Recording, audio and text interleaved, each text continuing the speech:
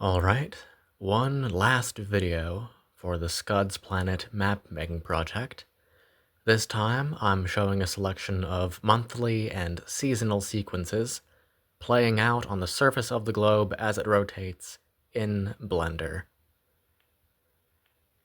First, monthly surface temperatures, so 12 frames, repeating 5 times, as all of these will.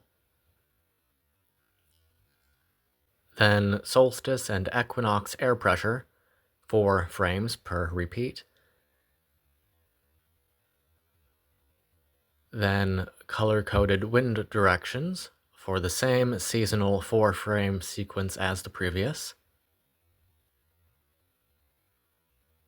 Then the orographic effect produced by those seasonal winds against the topography, 4 frames. Then monthly total precipitation, 12 frames.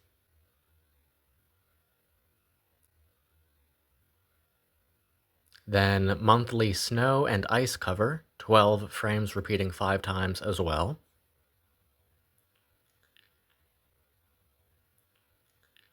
And lastly, the seasonal satellite maps, a repeating sequence of 4 frames.